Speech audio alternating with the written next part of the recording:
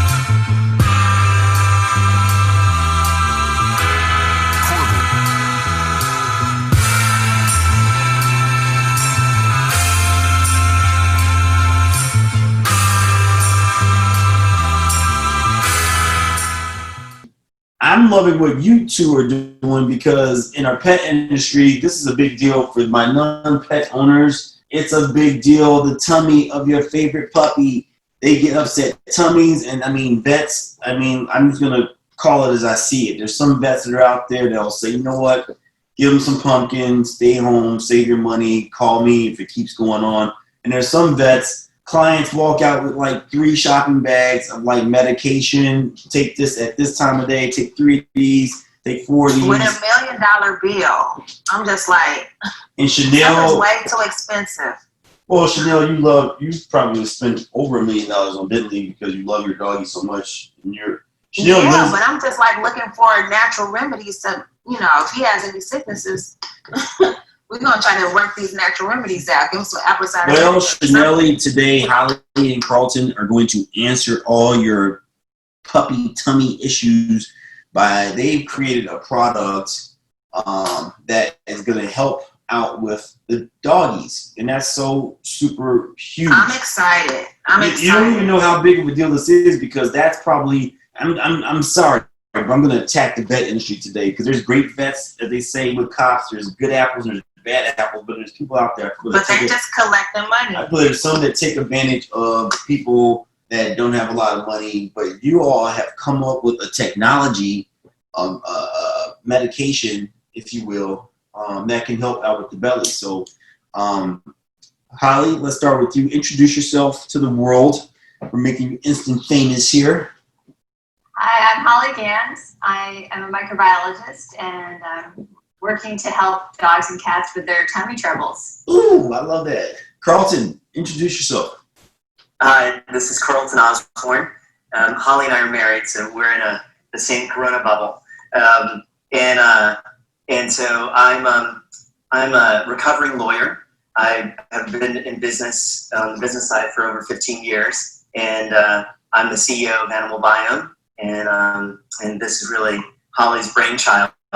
And so 5 years ago, when she was a researcher at UC Davis, looking at the microbiome of cats, I was like, I think there's something here.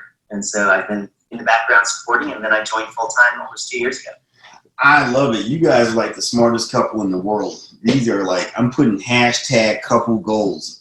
A scientist and a lawyer connecting. How'd you all meet? So Well, actually, I guess technically we met in middle school.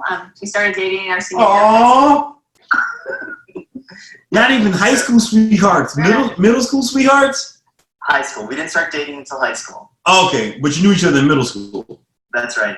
I sat behind her in geometry. Oh, did he pull your hair? Aww. Was he trying to get your attention? And so we went to DLN Wilson in DC. Yeah, we're originally from Washington, D.C. DC is one of my favorite cities. I think that's good. And you all are so indicative of DC because when you're walking around DC and you'll go to a bar and you're like, oh, hey, good to meet you. What do you do? And it's like, oh, I design embassies. You're like, what? Like, oh, what do you do? I'm an arms dealer. Like, what? Like, everyone in DC is doing something. You all are totally, hi, I'm a scientist. I'm a lawyer. We make animal products. Like, I love that. That's so fly. Chanel, we got to get our weight up, girl. We got to get our weight up. I know. Goals.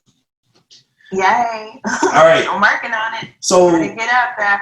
Holley, how did you get to the point? I love this because that's some serious, I want to help the world when you're thinking about a doggy's belly. How did you get to that point? I need to know. Well, I started with a project on cats called Kitty Biome, where I basically offered if people sent cat poop to me at UC Davis, I would sequence the bacteria in it and just sort of tell them what the microbiome of the cat looked like based on a poop sample. Oh, wow. And so basically the microbiome is a community of microorganisms. A lot of times we focus on the bacteria there, and they can play really important roles in the gut and helping the body to function. So wow. Can I pause you for 1 second? Because that's the second time I've heard about poop just tells all, because somebody was telling me about people were tracing poop in Italy or Spain and figuring out that Corona's been around for a while. Were you telling me this or someone else? No, but yeah, no, I have friends who are working on, like, they're looking at, wastewater as a way of finding out how long the coronavirus has been present and in sort of archival samples, and then monitoring for it now in our communities. Poop tells all. Yeah. Yeah, there's a lot there. Chanel, did you know that? No. Poop. I mean, yeah, but like, Kind of, I sort don't of. really talk about poop. Chanel, Yeah. Who gets excited about Chanel's poop? poop shy. She's poop shy. All right. Yeah. we have potty conversations all the time. But Holley, so you got cat poop coming in, and then from there, did you specifically start with cat poop, or could it have been dog poop? Like, how did you determine cats first? I was a researcher, and one of the professors that I worked very closely with was really passionate about cats, and I love dogs and cats, so we started with cats. At that time, also, we thought that cats ruled the internet, so we thought, well, let's see if cats, and science can go together, and we actually did really well with a crowdfunding campaign we ran on Kickstarter. But what I learned from talking to people about their pet cats was that between 10 and 20% of them had a cat with chronic diarrhea or chronic vomiting. And I started to wonder how common that was and if that was representative in the US population. And what we found was that for both dogs and cats, it's somewhere between 10 and 20% that have these problems, which is the same. 20% of people in the US have a chronic digestive condition.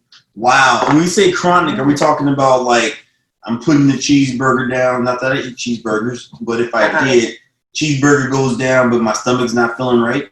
And that's a consistent thing. Do you want me to hit that? Yeah, sure. So we're actually working on a blog post to really describe this like definitively. But you can sort of, so every dog, every person is going to get diarrhea sometimes. Okay. Right? And it should resolve itself within 48 hours, and it's no big deal. For some pets and people, it goes beyond 48 hours, and that's really acute.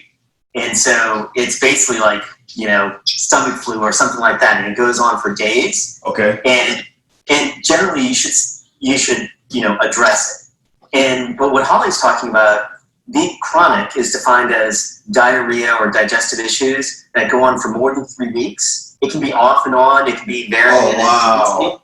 But it goes on. And many of our customers have pets that have been suffering with this kind of off and on again diarrhea, vomiting for years. And that's it's really tragic when you have a pet that's suffering like that for so long. So question, when you say suffering, like how does one, is that like, I know, are we determining suffering because why does my dog consistently always have diarrhea? I mean, because they can't talk, so how do we get to that point of saying, okay, my dog needs to take your medication? So they show they're listless, they have reduced energy, they lose weight. So there are many behavioral signs associated with these chronic health conditions that, like inflammatory bowel disease, which is one common chronic digestive condition for dogs. Okay. Yeah. And so the thing is, we were talking about poop earlier and how important it is, how much it tells us. The gut is really the center of all health for people and for our pets. And so diarrhea or vomiting is a sign of something going on in the gut. And so even though our pets can't talk to us and tell us they're feeling down, we have to like look at the signs. Okay. And if you have a pet that has this on and off diarrhea, it can present really bad long-term consequences. And so you need to address it before it becomes, lymphoma or something else that really is life-threatening. Yeah, because basically this chronic inflammation in the gut is associated with the development of gastrointestinal cancer. Wow. So how many animals have you tested this on? Have we asked it? We have collected fecal microbiome samples from more than 5,000 dogs and cats. Wow. Right. And so just because I know we talked about this, Toriano, but maybe to explain it to the listeners. So we have a test where you send us in a little bit of poop and we tell you what's going on with your pet's gut. And then we also have a solution. Like if we look at what's going on in your gut and we see that there's an imbalance, what we have is a gut restoration supplement, which is a fecal transplant in a capsule. Okay. And that then addresses it. So we've tested over 7,000 cats and dogs. Okay. And we've had about 3,500 to 4,000 actually take our capsules. And what we found is that in about 80% of the pets who take the capsules, their clinical signs, the diarrhea, vomiting, improve. And then for many of them, it's like they only have to do like one round of it, and then it sort of solves the problem until something else disrupts it. And so, yeah, 4,000 cats and dogs. That's it's not a small number, but there are a lot more that are suffering from it. So once they take this, is it ongoing? Will they have to use it all the time, or is it like take it one time and they're good? It depends. I mean, I think that most of the time it's one time and they're good. Maybe they need to do it twice. But there are some animals that have a genetic probably predisposition, an autoimmune disorder, which can be associated with like inflammatory bowel disease or skin conditions like atopic dermatitis, and they may need longer term use of it. Though usually the people who have pets with these conditions find that to be preferable to steroids and other medications, which can cause other health problems. Yeah. You guys, I'm so fascinated because are you guys like out at lunch and dinner and you're like, hey, how are we going to take over the world by fixing dogs' tummies? Like this. What? Because that's some commitment. I mean, you guys are like going against big pharma, because big pharma, someone out there is saying, you're not going to take away my Giardia appeals. You're not going to take care of all these other things that we can't even pronounce, because that's, I mean, it's a $1 billion industry. I mean, it's close to $30-40 billion. That's part of the, $80 billion pet industry. And here you are, you two coming from DC with all your smartness, ready to disrupt big pharma. So where do you fit in that equation? Like, how are you not going to get just squashed like an ant and going? Because that's you guys are in it. You're committed. Like, what's the game? It's. I mean, we're definitely committed, and it's not just pharma, right? Because it's a $90 billion industry for pet care, right? A significant part of it is food, and so one of the things that our test shows is if the food that you're feeding your pet isn't really giving them the right balance of what we call macronutrients, right? The ratio of protein, fat, carbohydrates, and fiber. And so there are a lot of pet foods out there that sustain our pets, but really aren't good for them, right? I love you again. You're saying, I say that all the time. Right, exactly. Huge. So we're taking Right. pet food. And then they just keep them alive. Probiotics.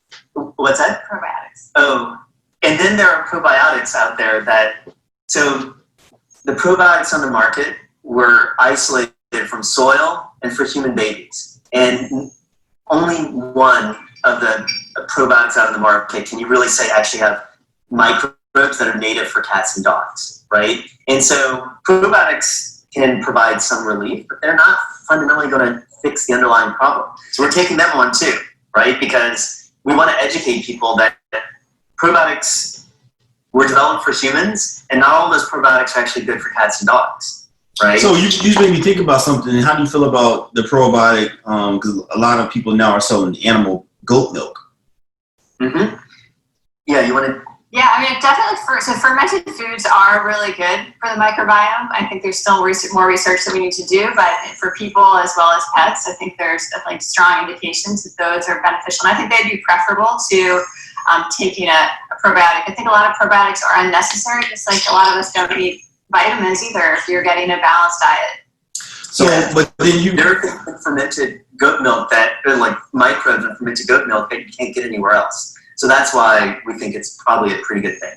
So, but you just brought up a super interesting point. You aren't just potentially disrupting big pharma. You also too are disrupting the dog food industry, because I mean, a lot of the foods. If I go to Walmart and buy a big bag of Old Roy, the big dumb bag, is my mom calls it the dumb bag, the 100-pound bag for $15. If I feed a dog some Old Roy, their stomachs are going to be jacked up. I mean, I'm guaranteed some diarrhea. I mean, some people will they'll live with the dog throughout that whole experience. The dog, I mean, some people just perpetually are picking up soupy poop because they just think that's how it should be. I mean, these big old globs of poop all over the yard, or Alpo, or some of the lower end foods, which we know that some of the higher end foods, and my dog's on raw food, so I'm using oatmeal. I use a supplement called Nupro, which is amazing. This woman, she blacked out, but I've been using it for like 20 years. But my dog's poop is solid. It's hard. You can almost like crumble it. It comes out. It's good. They poop like twice a day at the max. But I mean, there's we see a variance. And now in the beginning of dog food, I mean, there used to be just option Alpo, strong carb, and science diet. Now you go to there's like 5 different aisles. It's like cheap stuff, mid grade, and stuff that you can't even pronounce because it's from Europe. So and all of them affects the dogs differently. So because you're also combating the dog food industry, because how can you determine it's just a bad dog food versus this dog having digestive issues? Mm-hmm. That's right. Well, that's usually where we start, is that we recommend that they look into the food, and we can help calculate the macronutrient ratio of the diet. We recommend that they increase the protein content. A lot of the cheaper foods have too many carbohydrates, right, which is contributing to the obesity epidemic in dogs and cats as well. And then, definitely you are what you eat. So we're definitely in favor of raw diets and fresh diets and sort of high quality diets. They're really important as a starting point. So how do we get rid of Procter and Gamble and Nestle and all these other ones that are making low end dog foods? So it's going to be a lifelong battle for us, right? And it's not that we have to get rid of them.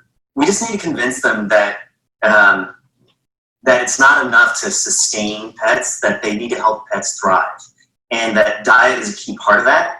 And that people, I think we call them pet parents, not pet owners. And I think because our relationship with our pets is changing, and people want the best for their pets. They're spending more on food because they know that better food is better for their pet. And I think that there's a lot of the industry that is still thinking like it was 50, 60 years ago, where people just want to spend as little as possible on their pets. And I think the industry is changing. I think the consumers are changing, and the industry is going to have to catch up.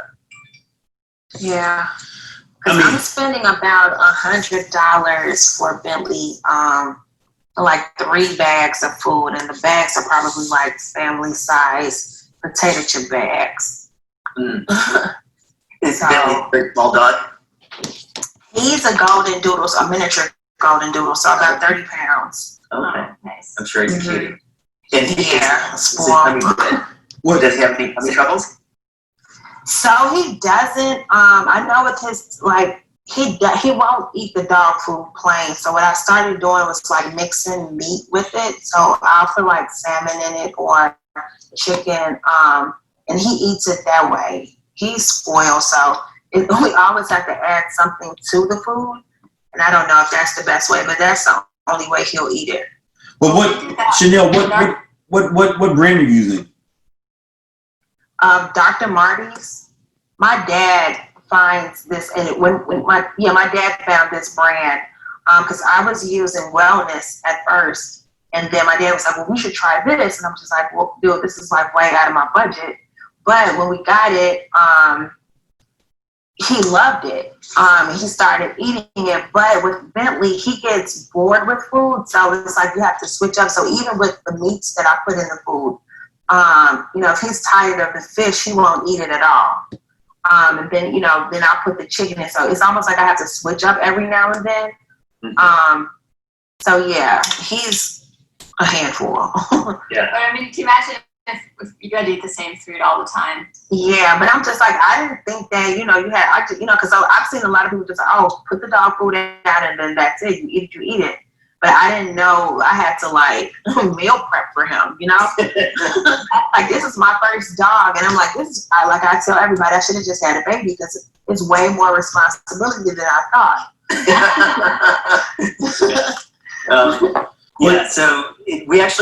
So one of the things that the pet food industry recommends is keeping your dog on the same food forever, and we're big fans of rotating diets. And so that's really what it's telling you is I want to have rotating diet. And so we recommend sort of reassessing and maybe switching to a different type of food every 3 to 4 months. Absolutely.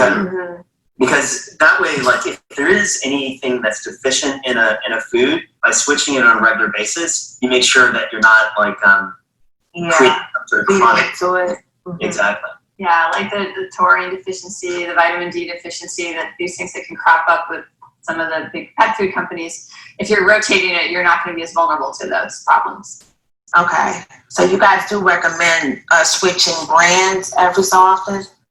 Yes. Yeah. Okay. Yes. That's a real thing. Switching the protein as well, even within brand. Dana, wait, I have an update. I have Dana Humphrey on Instagram Live. What's up, Dana? Hey, Dana.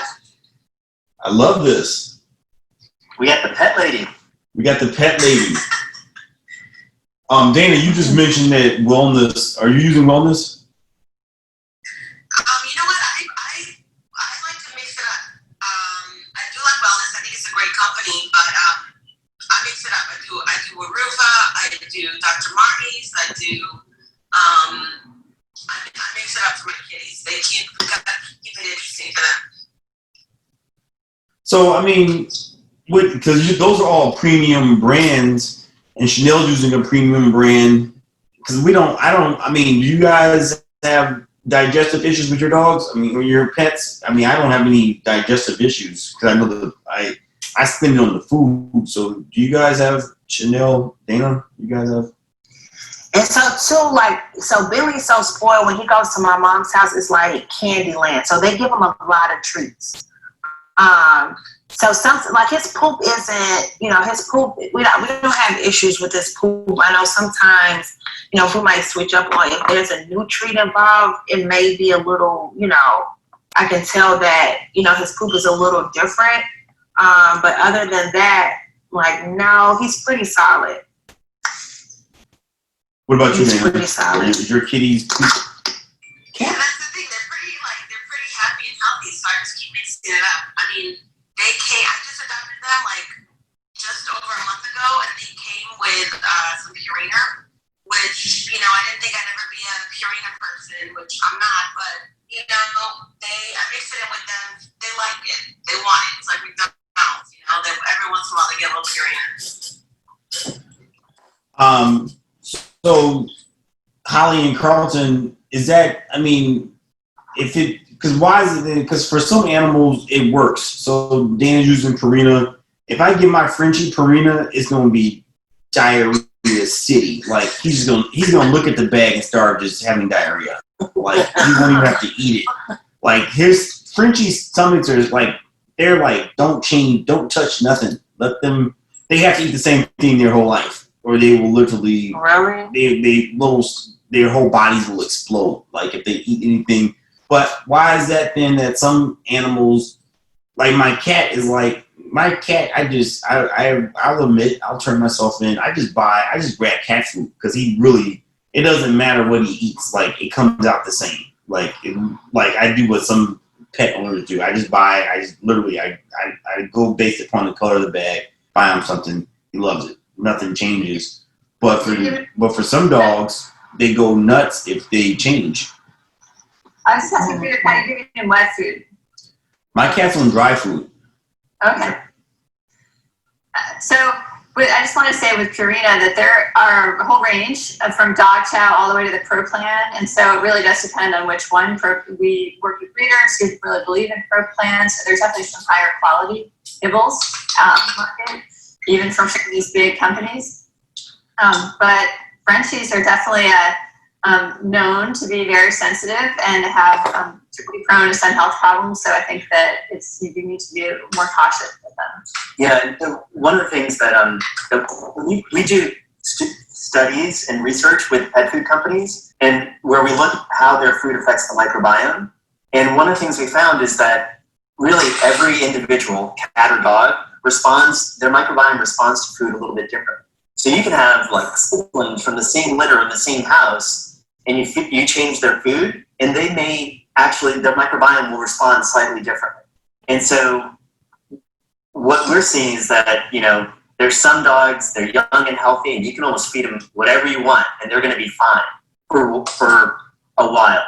But then there are other dogs that, same age, and they're really sensitive. So that's why we always encourage folks to start with the test. It's $75. We'll tell you, we'll describe what's going on, we'll compare it to healthy, and then you can figure out, hey, is this a dog that needs special care or not? So go ahead. Maybe you get away with McDonald's every day for a while in your early 20s, but it's probably not going to be a good thing in the long term. So then, for me and for Dana, who our cats are eating, and then I saw my aunt just joined on here, where her dog ate. Tim? What'd your dog have? Purina? What'd you have? Are you talking to me or Dana? What food do you feed your dog? Are you speaking to me, Trey? Yes. Oh, Pro Plan. I like Pro Plan because they have such a big variety in terms of what type of breed you have. But I feed my dog wet and dry, and I alternate with actually adding my own chicken and salmon so that he gets a variety, because dogs shouldn't have to eat the same thing every day, just like people shouldn't have to eat the same thing every day. They get bored with it. So his appetite is always good because he looks forward to having a different meal. But ProPlan has worked with him as well as with my previous dog, who was on it for 12 years. And it's just a brand that I've stuck to because I've not had any issues, dietary issues, or, issues with the way his poop comes out. It's always, formed and to the consistency that it should be, and he's never had any issues. So, That's great. so Holley and Carlton, I think you were starting to say this. I wanted to ask my aunt where she was feeding her dog. So, because we're feeding the cats, Purina, she's feeding her dog ProPlan. Were you starting to say, Holley, as they get older, they can't have the McDonald's, they have to change to something better? Yes, that's part of it. Also, just, if you eat junk food for, in your early in life, there may be longer term health effects of that. We just don't know. I think that's one thing when we do these studies. We say, look, when you feed a high protein or a raw diet, you have a different microbiome than when you're feeding a high carbohydrate kibble. Some of the food companies say, well, we don't know what's healthy, but it's because we haven't done the long-term research to say that this microbiome leads to better health and longevity, but that's what we're working on. And so in the next 20 years, we'll have the answer to that. But in the meantime, we're sort of just looking at correlations and finding that there are at least associations with obesity and putting on weight, which we know it can lead to many chronic health conditions. Yeah, another way to think about it is that, 20, 30 years ago, pro athletes, they would eat whatever they wanted, right? Right. They'd have That's go a into good the point. McDonald's with a free Big Mac, right? But now pro athletes really look at what they put in their mouths, right? And That's the reason they're doing that is that, yes, they're 23 years old and they can eat a Big Mac and it's not going to be a problem, but they perform better when they eat better food. And that's really what we're talking about for cats and dogs. That's a great way to look at it. Before we go further, and I have more questions about food and nutrition, I have to just talk to Dana Humphrey for a second here. Dana, how is it possible that you curated an entire amazing August so far with this being the 7th guest? How do you know this many smart ass people? Damn. Well, you have the dream team right now. Well, it's probably because she's just awesome herself. So Everything. They are the pros right now. So you're in good hands for today. And did you know the fun fact that they are high school sweethearts that they met in grammar school? Oh, wow. Were you aware of that? A long time. I dug deeper in my interviewing. That is so amazing. I just love the fact that they are here we have two people, a scientist and a lawyer, that came together to come up with something that's a huge deal in the pet industry, because they're not just going after pharma, they're also dealing with the dog food industry, because there's someone that's out there that's and I've heard this before, they have gotten to the point they don't really care about picking up this soupy poop. That's just that's just how it is. You're not gonna make me change. I'm gonna buy Old Roy until I die. That's what my dog's gonna eat. My granddaddy dog ate it. My great granddaddy dog ate it. Old Roy forever. So you're saying that. I mean, I guess the one thing I'm scratching my head on, I'm a little, because part of it is just that it's just bad dog foods that are gonna make any dog. There's some dog foods that are out there. I don't care what dog, they're not gonna do well on. They're gonna poop right away. If you go buy something at the dollar store, give it to a pet. That pet's a beast. That stomach is made of steel if it can survive just the dog food that says dog food on it with no name, no picture, and you pour it out and they eat it and the poop looks normal. So isn't part of this just raising the education of what you feed your animals? I mean, definitely food is a critical foundational part of what we value. We also think, though, it's really important to get out and walk your dog and take them outside. There are too many of us spending too much time inside, and there are people who don't ever take their dogs outside. They need fresh air and soil and water. They need exercise. These things all help. Billy is tapping on my feet when I don't take him out. He's looking at me like, hey, are we going out yet? I can't even say the word because if I do, he gets really excited. Like, okay, come on, let's go. He's sitting at the door. So are you all gonna run testing like from like some like because the testing is gonna be huge. I mean, are you gonna take some puppies and trace them all? You can show over the next 20 years. So is that in the developments right now? Any younger dogs and to bring them to senior age? We are doing a project now. I don't know if we'll be able to, keep it going for 20 years, but we're working with the leader dogs for the blind on a study because they actually find that some of their breeding moms have trouble with diarrhea during breeding, and some puppies get diarrhea. So we are getting samples from the beginning of life of a number of guide dogs, and we hope to be able to continue that research. We are also supporting the Morris Animal Foundation's Golden Retriever Lifetime Study, and are doing research on the microbiome samples that have been collected for that. I don't know if you've heard about that project. No, what is that project? They call it the Girls Project, the Golden Retriever Lifetime Study, and they're doing it because golden retrievers tend to get cancer and die pretty young, and they're trying to figure out why. Oh no, that's a fun fact. I never knew that. Just to walk me through this, if my dog is having digestive problems and diarrhea, do I need to get a prescription for this through my vet, or can I buy this directly from you guys? You can buy this directly from us. You can go to our website, animalbiome.com, and you can buy the test as well as the supplements there. We do have about 600 vets that we work with who offer our products. I will say that we're big believers in thinking about the whole dog or cat, and so working with a vet that takes a holistic or integrative approach to your pet's health along with our products is probably the best way if you have a sick cat or dog. But we don't restrict it to just vets. You can come straight to our site and get what you need. Who did the packaging? See the packaging? It was a group effort. A group here in Oakland. Yeah. That's our dog Darwin on the front. It's sexy packaging. Like, I didn't know what this was. I'm like, did I go Amazon crazy? Because you guys are so... Dana, I love them. They just mailed me something in the mail. I got freaked out at first. I was like, did I order something? Yeah, you finally got it. I know Carlton was trying to send it to you. That's good. Get this. The packaging looks... So is this what somebody would get in the mail if they bought it from you? Yeah, so that's our full system. So it has 2 microbiome tests and the supplements. So you two came up with this together, the packaging? So it was a group effort. So Holley very early on designed a really nice box, and we did a rebrand at the beginning of the year and sort of upgraded the boxes then. And so we have a small team. Everyone from Holley to Alex and Charlotte, we're all involved in this.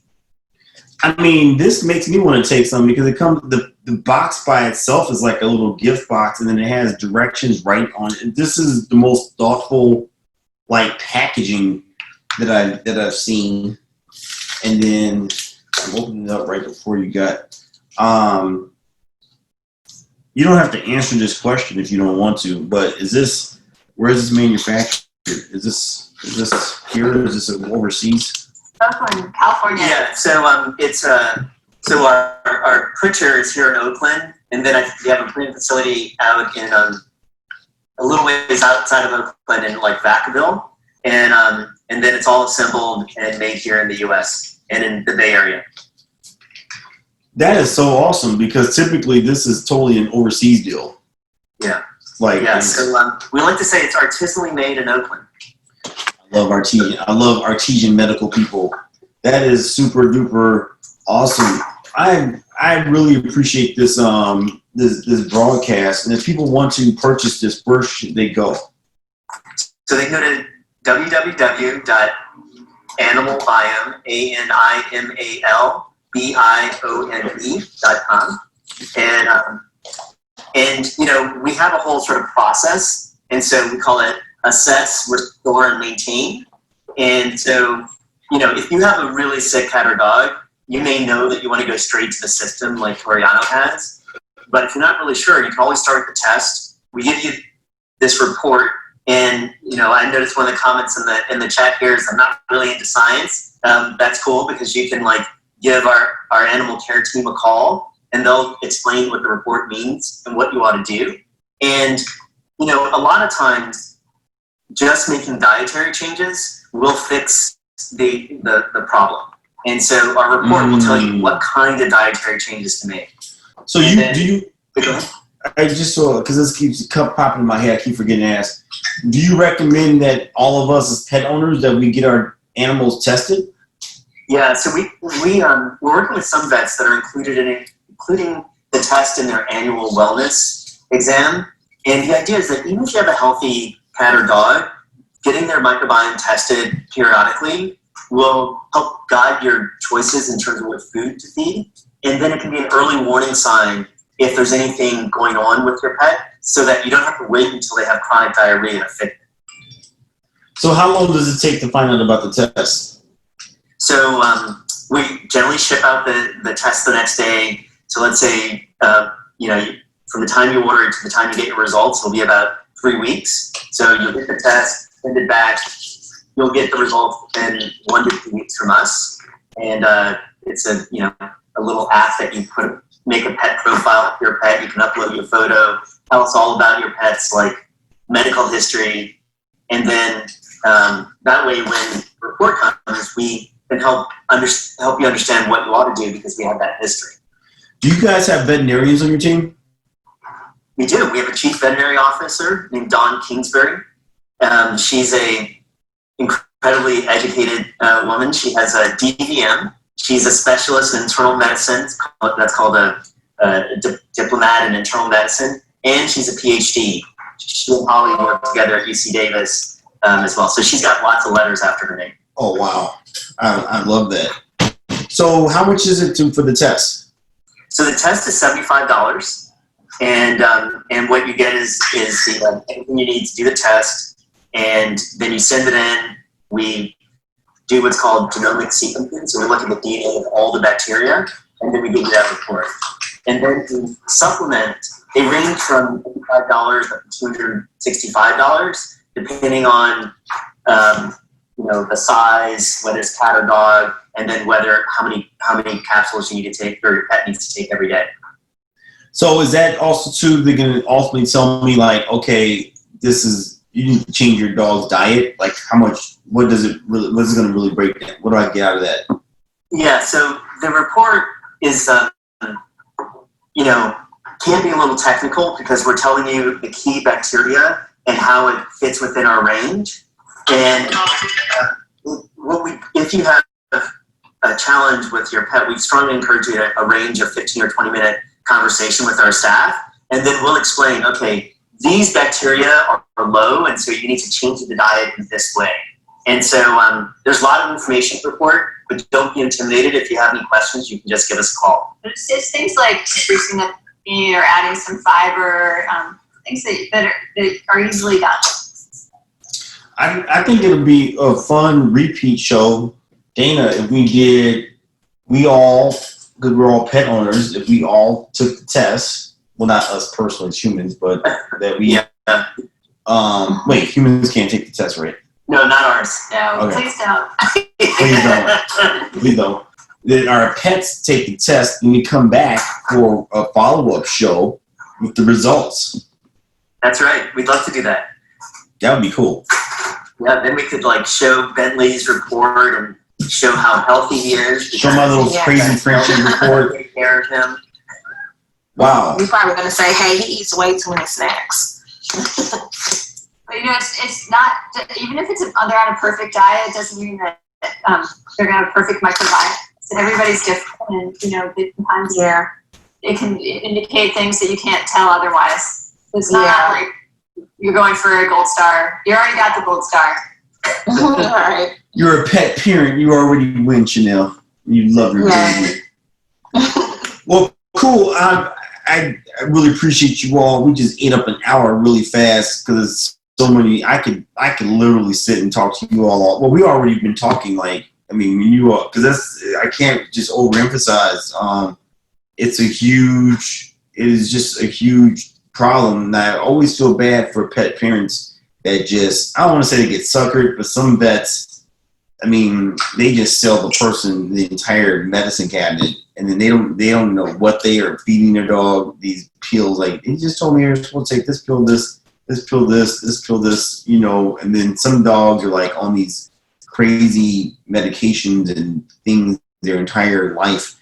And people, and unfortunately, sometimes people get frustrated and they get rid of the dog, because then sometimes they'll have people say, I got this dog, and then, but they come with like all of this. And it's already a headache to try to get them. I know when I'm chasing Bentley to take medicine. He has allergies, so I try to like put it in snacks, put it in a piece of meat. He like dissects it out, like no, thank you. And it's even some snacks that I put it in to kind of just mask it, and he won't even eat those snacks anymore. Like, nope, I don't trust you. Yeah. So, Toriano, I just wanted to get back to something you said, because we see this trend in human health as well. Essentially, people have to be their own advocates for their health, right? And that's the same with our pets. And so, I'm not saying that people shouldn't trust their vets or anything like that, but it's important that pet parents get educated on what's going to be best for their pet, and they make decisions that are right. And so we have about 100 blogs that cover various topics in pet health. And so we encourage pet parents to get smart about how to take care of their pets. And I think you doing these kinds of shows and covering these kinds of topics is part of that. I thank you, and in closing,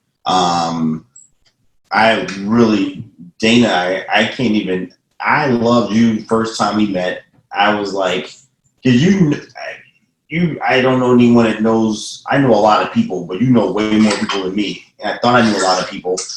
And then we're doing these podcasts because, that I feel like that was the next point in my career. But honestly, God, every time I've gotten done, every 7 days, and I think Chanel would agree, I think Tammy would agree, that I feel like I've just been to a seminar. It's benefiting me, because like you all just talking to you two just made me realize like we have to turn up the game with what our pets eat. But then someone just said this the other day. She's like, I don't even eat like that for myself. It was like, well, maybe you should. So it was like thinking, and that brings you back to what Gandhi said, our culture will be judged on the treatment of our animals. So if we are treating our animals better and how we feed them, then we should be thinking about how we feed ourselves. Because people walk around all the time saying like, no, I can't eat that, or they are in this constant just putting stuff in their body, knowing they don't feel good afterwards, afraid to walk out the bathroom afterwards, because of what's going in their body. So Dana, I want to just thank you for first week of every show has been like super duper educational, and I hope that people go back and listen to these podcasts. And then Holley and Carlton, you all for real, like I love that you all have made this contribution to the animal industry, because everyone that we talked to so far, Chris Freud was flying around the country rescuing dogs, and we had Artur, who came up with a technology to help the shelter industry be better. We talked about pet CPR yesterday, on how that needs to... I actually just registered for the class for next week. Yay! See, you converted. It's like, boom. Tammy, my aunt's just from the medical industry, so we talk about dogs and food like all the time. So I can go on forever. Thank you so much. I really want to do that. I think that'd be a fun show, Dana, to everyone test their pets. You test your cat, I test my cat, and I'm going to test my crazy little Frenchie in his stomach. Tammy's going to test her doggy. Chanel's going to test her doggy, and I think we should come back and read the results. Yeah. And find out. Chanel, not those results. I know Chanel's thinking like, who's the baby daddy? Not those results. Shut up, Toriano. When you say results, Chanel only gets, or not those results. Don't worry. We know the results of the stomachs, right? Then you guys can break it down for us what we should be doing for our pet, because that would be educational too. Because this is some next level what you guys are on, because people are not thinking that deep about their pet stomach for sure. Because there's that person that's in Walmart right now, I'm picking on them. Not that you're a bad person at all, but that person that spurs by Old Roy versus the person whose kitchen looks like a science lab because they're doing raw food diet and then everything in between. You guys have just created the next level of that with your beautifully packaged animal biome. Did I pronounce that right? That's right. That's right. Biome. Who came up with the name? Holley. I did. I started with kitty biome and doggy biome, but tried to unify with animal biome. Maybe someday we'll do horses and rabbits and ferrets too. That is so awesome. All right, well, that concludes our broadcast. I just want to thank everyone. Dana, you just made my Friday because I don't know if you've been listening to other shows. I brag about you.